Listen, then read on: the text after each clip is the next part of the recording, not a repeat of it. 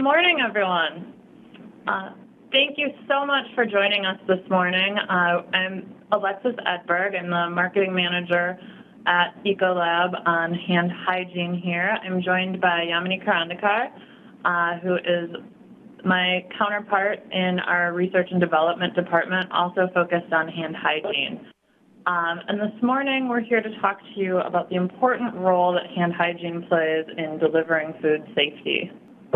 So what we want to start with today is really talking about that role that hand hygiene plays and what a critical component it is to delivering safe food in your kitchens every day. From there, Yamini will discuss some of the key organisms of concern that can be spread by hands in kitchens. And then we'll talk a little bit about compliance, including both products and procedures, which we know is so key in delivering food safety. Finally, we know that compliance can be a challenge, so we'll talk about some of the barriers that you may face and ways to overcome those. Hopefully giving you some actionable steps to take out of this and help to improve hand hygiene in your establishments. So if you're making the time to attend this webinar, then it's likely you're already well aware of the important role that food safety plays in your operation. Currently, based on data from the CDC, we know that 1 out of 6 Americans get sick each year from consuming contaminated foods or beverages. That's 48 million people. In today's internet-connected world, consumer focus on this continues to increase. People expect the places they frequent to provide safe food, but a study published by the USDA found that nearly half of people don't think that food service establishments are doing enough to achieve this. This is particularly concerning for the 30% of individuals that are especially at risk for foodborne illness. This includes young children, senior citizens, and pregnant women. And based on our demographic trends, we know that this at-risk population will continue to grow, making the importance of food safety even greater as we move toward the future. In addition to impacting your customer safety, outbreaks of foodborne illness can also have devastating impacts on your bottom line. Data from the National Restaurant Association show that between legal fees, medical claims, lost wages, and sanitizing costs, an outbreak costs an average of $75,000 per establishment. And I'm sure you know it can also have a lasting impact on your reputation, your customers, and your sales that can be very difficult to bounce back from. So how does hand hygiene play into this? Well, we see here in the data from the CDC that poor personal hygiene is the #1 contributor to foodborne illness. Although we often think of when we think of food safety, we often think about procedures like proper cooking and holding temperatures or food contaminated at the source. We know these are also important causes, but poor personal hygiene really tops the list in terms of contributions. More specifically, when we look at restaurants, we see that 2.6 million foodborne illnesses develop in the U.S. each year from bare hand contact with food prepared at restaurants. Of the outbreaks of contributing factors reported, bare hand contact is only the 2nd most common, behind handling of food by an infected person. The good news is that by making hand hygiene a priority in your facility, you can help to reduce these risks. Ultimately, hand hygiene comes down to compliance, which relies on the behavior of your staff. We know that this can make it hard to control, but the good news is that it is something that you can impact. If you make food safety and frequent compliant hand washing a priority, it will become a part of the routine for your employees. One of the first steps in making hand hygiene a priority is education. Unless hands actually feel dirty, many people don't think about what's on them and what they may be spreading or cross-contaminating within the restaurant or within the kitchen. Since germs can be present without being seen or felt, hands provide a great opportunity for them to spread. In fact, an estimated 80% of all infections are spread by hands. It's important to note that germs on hands don't just spread to the first thing that you touch. Some germs, including those that cause foodborne illness, can live on moist surfaces for up to 3 days. And norovirus, which we know is a huge concern, can live even longer than that. So how do you train your staff on these invisible threats? Well, one approach is to help them visualize contamination. A study done by the infection control team at Henry Ford Health System showed that hand hygiene compliance increased between 11 and 46% after showing workers images of bacterial cultures of similar levels of contamination to what was found on their hands. So this kind of yuck factor of visualizing those germs can be really impactful for people. Now, Yamini will provide more detail on the types of foodborne illness-causing bacteria that are often found in kitchens and spread by hands. Thanks, Alexis. So there are 5 main pathogens that contribute to foodborne illness. These big 5 were determined based on how easily they're transmitted by food workers and the severity of illness that these pathogens can cause to develop. So on the left, you can see Norovirus, Shigella, and Hepatitis A.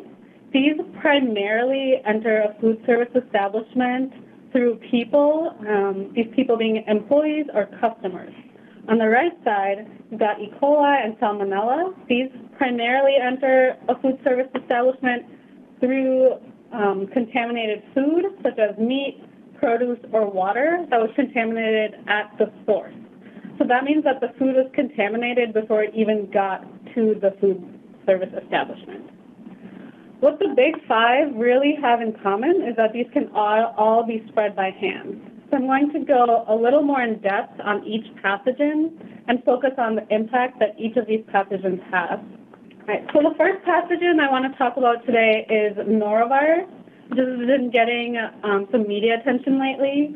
It's a highly contagious viral infection, and it affects your digestive system. And what makes controlling norovirus especially difficult is that it is really hardy and it can live outside the body for weeks. Norovirus is found in the feces or vomit of an infected person, and it spreads through what we call the fecal-oral route, so through feces, through vomit. So it has a very serious impact on public health, as it's the #1 cause of foodborne illness in the U.S. One thing that really causes it to spread is that a person is contagious both before and after symptoms show. So just because someone is feeling better doesn't mean that they should necessarily go back to work. And actually, the average person can get norovirus 5 times during their life. So just because you've gotten sick from norovirus once doesn't mean you can't get it again. So because of all these factors, preventing the spread of norovirus is essential, especially in a food service setting. The best way to combat the spread of norovirus is to really focus on restroom hygiene because of the way it's spread through the fecal-oral route and practicing frequent hand washing. So next up is Shigella, which is an infectious bacterial disease. And some of the symptoms it causes are diarrhea, fever, and stomach cramps. There are 500,000 cases of Shigella every year, so it's definitely a pathogen of concern, especially in a food service setting, as it's easily transmitted by hand. And preventing the spread of Shigella really relies on proper hand hygiene practices. The third pathogen that primarily enters a food service setting through people is Hepatitis A. Hep A is another highly contagious viral infection, and this causes liver disease, so it's a little different than norovirus and Shigella. It affects a different part of your body. And what's really alarming about Hep A is that it can live outside the body for months. And looking at how Hep A affects public health, there aren't a large number of cases, and one of the reasons this is because that there is a vaccine available for Hep A. However, Hep A is still a pathogen of concern in food service because it's transmittable 2 weeks before someone shows symptoms, and it's oftentimes actually asymptomatic. So you might be carrying the disease and not have symptoms and be spreading it to other people. If a person does get Hep A, the recovery process can be very long, and symptoms can last up to 6 months. So although the number of cases a year is not very high, it's still a pathogen of concern due to the nature of the illness and the fact that it's so hardy and can live outside the body for so long. All right. Next up is E. coli. This is a bacteria that causes diarrhea and cramps, and it affects your intestine, and it can actually severely damage the lining of your intestine. E. coli primarily enters a food service establishment through food contaminated directly at the source. Once it's at a food service establishment, it can spread further through cross-contamination, where someone's hands can act as a vector. For example, if contaminated beef enters a restaurant and someone who's working with the beef doesn't properly wash their hands and touches some lettuce afterwards, the bacteria has then gone from the beef to the person's hands and then to the lettuce, and this is what results in that cross-contamination. E. coli can also be spread if contaminated food is undercooked or not cooked at all. The impact of E. coli is that it results in 2,000 hospitalizations every year. And people such as the children or elderly in those at-risk populations can actually develop kidney failure. Preventing the spread of E. coli in food service is really essential and can be prevented through proper hand washing, glove procedures, and adequate cooking of food. All right. And then lastly, we're going to look at Salmonella. You've probably heard of Salmonella in association with food poisoning and eggs.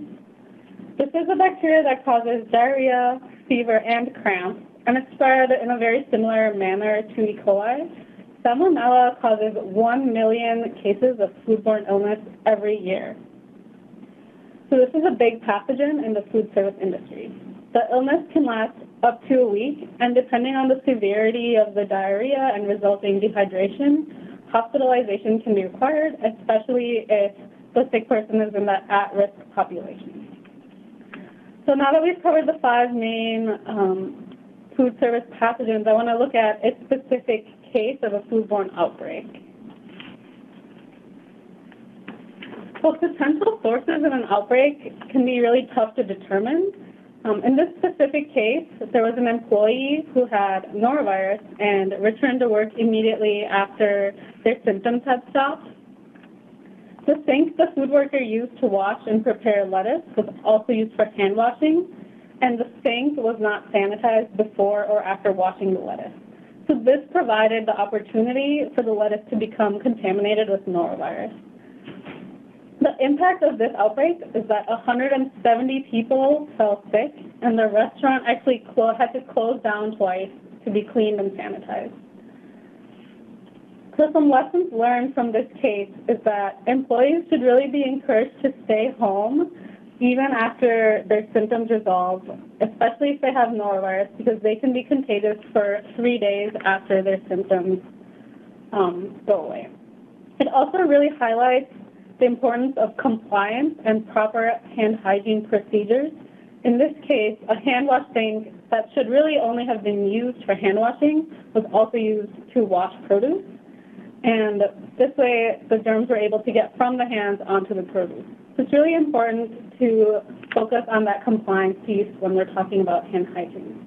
So now that we've talked through all the different pathogens that can impact health, safety, and public image of your restaurant, we want to talk more about prevention. And to prevent the spread of germs, it's really important to focus on compliance and use the right procedures and the right products.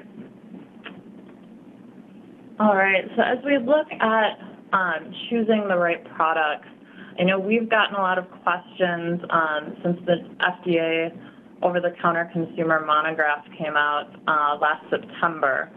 And this monograph that the FDA put out was really focused on consumer products and specifically one ingredient of concern, triclosan, as well as 18 other less frequently used ingredients. So this monograph bans the use of triclosan as of this September, so coming up next month.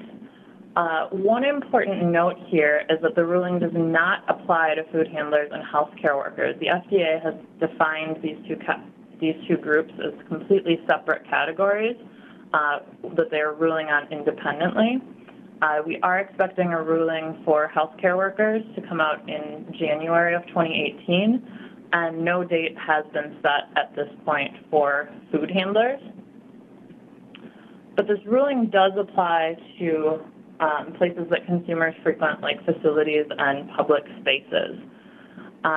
So no matter what type of space you're operating in, if you're looking to avoid triclosan-based hand soaps, the good news is that effective and FDA-compliant antibacterial soaps without triclosan are available. So we would recommend talking to your supplier about what those alternatives are that can still give you great performance and protection.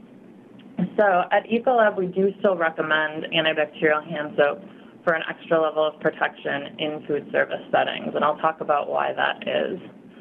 So although we've heard for consumers that antibacterial soap may not be more effective than plain soap, the food service environment is different.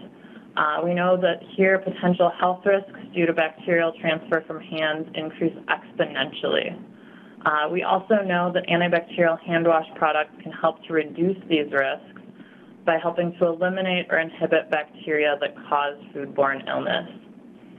Additionally, studies indicate that antibacterial soaps are more effective, and this is supported by the findings of a review of 24 relevant published studies featured in the Journal of Food Protection, showing that antibacterial soaps did provide a statistically significant greater reduction in bacteria than plain soap and water. So, bottom line is we are still recommending antibacterial soaps for this higher risk environment where you have people that are touching food that impacts many, many more people, and in an environment where they have a much higher level of contamination present on their hands potentially. But no matter what product you're using, compliance really comes down to procedures. So it's all about washing at the right times and in the right way. All right, so there are specific events that really trigger the act of hand washing. The U.S. FDA recommends that hands are washed after these specific events. So before engaging in food prep or touching produce, before entering a food prep area, and before touching any utensils or cookware. From a personal hygiene perspective, it's recommended to wash your hands after using the bathroom, after touching exposed skin or hair. This one's particularly difficult because people can unconsciously touch their hair or their face, but it's still really important to make sure you wash your hands after doing so, and again, after using tobacco.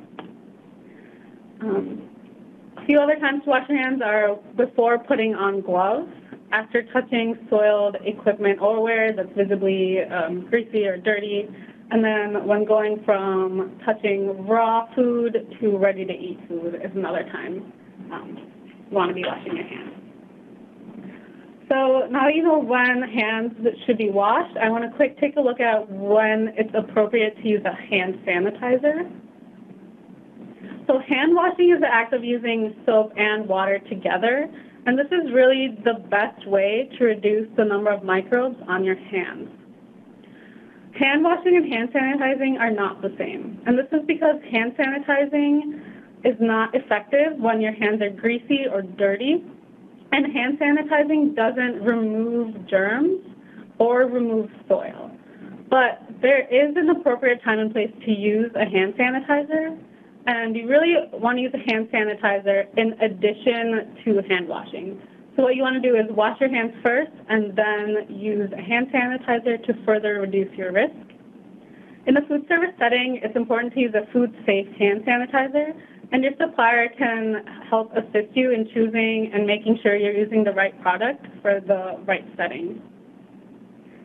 Next, I want to share a video that demonstrates the proper procedure for washing hands, and it will go step by step in order of how to do so.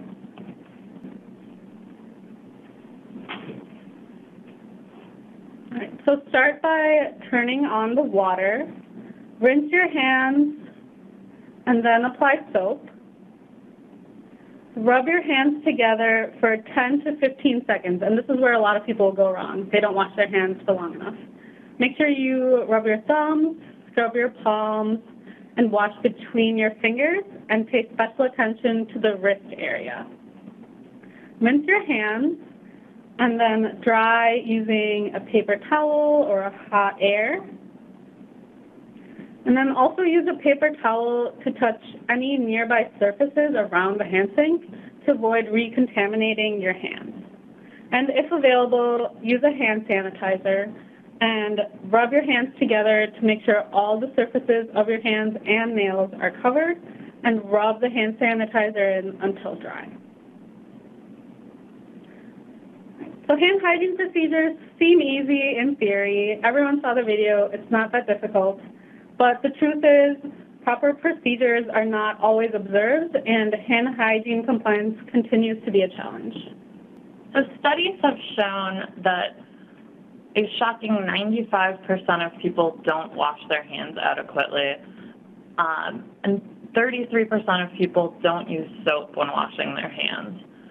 So given that we've seen the procedures, we know what we're supposed to do, what are the barriers? Why is this so difficult to people, and how do we address them? We want to get into what are some of the big things out there that are keeping people from compliance, and what you can do to really help encourage compliance in your establishment. So the first barrier is really around knowledge gaps and just true understanding of how does what I touch impact the spread of pathogens and possibly impact the bottom line of the establishment that I'm working in. So in order to break through this barrier, we really see the number one thing is that tone at the top. If you as a manager or as a leader encouraging your managers to make hand hygiene a priority, know that your actions will influence how your employees behave and perceive hand hygiene. You'll also want to make sure that you're offering truly comprehensive training, not just showing what the procedures are, when you need to wash, how long you need to wash for, but why that's important. Sharing some of the statistics around the incidence of foodborne illness, the impact that it can have on a business, and although a lot of people feel like it's never going to happen to me, when it does, it's truly devastating. And finally, emphasizing that training with visual aids will help ensure that procedures and the impacts of hand hygiene stay fresh in the minds of employees. You can also consider showing visuals of germs, as we discussed earlier, that can help to make them think about the invisible things that are on their hands. Secondly, we often hear we know what a time crunch there is, particularly in restaurants and food service right now. Employees are really stretched. They're saying there's not enough time, or they're saying from all of the hand washing, my hands are chapped, I don't want to wash anymore. Or another barrier that we often see is with glove use, people don't feel that yuck factor on their hands. They don't think about the need to wash every time they change gloves. So in order to break through this, we really recommend doing as much as you can to make things convenient for people. So the first thing to consider is your sink placement and really the layout of your restaurant. So if you have the luxury of a new build, thinking about where you put those hand sinks. If you're in your current establishment, thinking about just like the layout of where you're preparing things, making hand sinks as obvious as possible and easy for staff to get to. Secondly, thinking about the ease of refills. A big barrier can be the soap runs out, everybody's in the middle of a rush, and nobody wants to take the time to replace it. So just making sure that you have refills, that refills are a part of your routine and something that you're taking care of and have a plan around managing, and also making refills easy to access. Finally, regarding skin health, making sure that you're choosing products that contain moisturizers or skin conditioners that can help improve that for hands. Also following the proper procedure. If you're rinsing your hands with water before applying the soap, that can actually help to limit the amount of drying that's happening. Also making lotion available for employees is something that they can use before going on break or after their shift, can help to make sure that they're taking care of skin health. Finally, hand hygiene can just be easy to forget for some people, even though they know it's important, they're in a rush. just providing those constant reminders as a way to help people make sure that this stays top of mind. So the first thing to consider here, and this can really help, especially with that issue of washing between changing gloves, think about wash frequency. You may want to enforce a certain number of washes per hour for employees, encouraging them to make sure that even if their hands don't necessarily feel dirty, that they're still washing at the appropriate times. Another tool that you can use is signage. So making sure you have eye-catching signs, emphasizing the importance, also helping to just make people stop and think about it when they're in the middle of running from one thing to another. And by changing out those signs frequently, you can help to make sure that they're still catching attention and not just blending into the background. And finally, we recommend just trying to make hand hygiene fun for employees. This can include ongoing training or potentially contests around hand hygiene.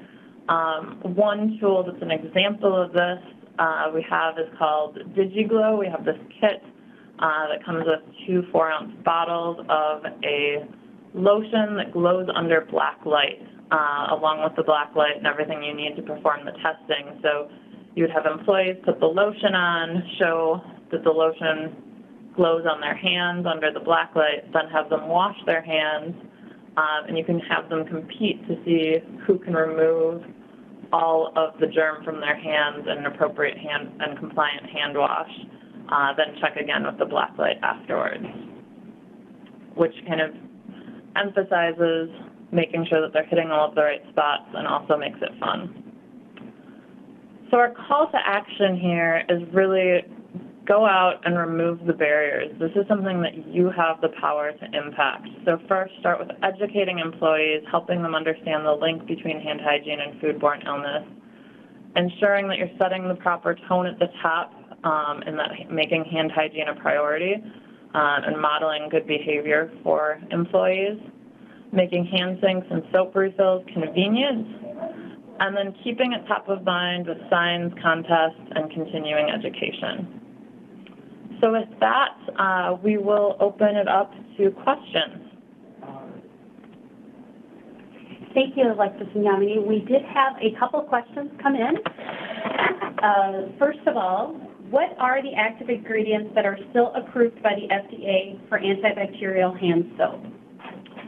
So the ingredients that are still approved, one is PCMX, and another is benzalkonium chloride, or quat, which quat in some cases has been known to be difficult to foam, and Ecolab has actually recently launched new advanced antibacterial hand soaps containing a quat active ingredient that have excellent foam quality, a pleasant fragrance, and are gentle on hands.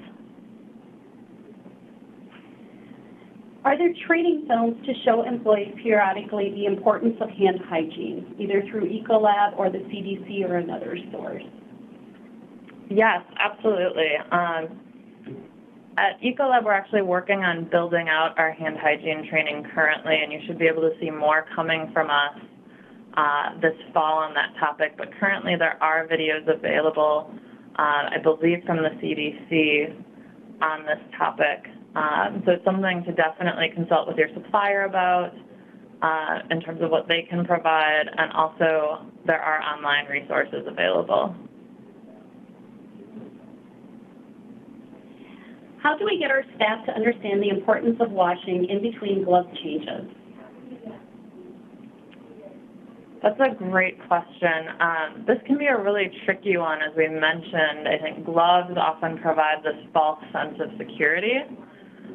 But I believe in showing them the way that germs can transfer from one thing to another, that can help them to understand that as they're taking the gloves off, putting the gloves on, they are still touching things that will eventually touch the food and can spread those types of pathogens. I think the enforcing of hand washing a certain number of times per hour is another one that can help to really get employees to make sure that they're washing their hands in between glove changes. And we also had a follow-up question to that one, Alexis. Mm-hmm. When using gloves, what is a good rule of thumb for washing hands? Should hands be washed after every glove change or just periodically? I believe according to the FDA, do you want to take that? So according to the FDA, anytime you change your gloves, hands should be washed. And that was one of the triggers of hand washing that I shared earlier. And do you have a recommended temperature people should be using for hand washing? Yeah, that's actually been a hot topic lately. Recently, studies came out showing that water temperature really doesn't impact the efficacy of hand washing. However, at this point, we do still need to follow food code recommendations in kitchens. So at this point, the food code recommends 100 degrees Fahrenheit. I believe that is being reviewed at this point as based on the new research that's come out.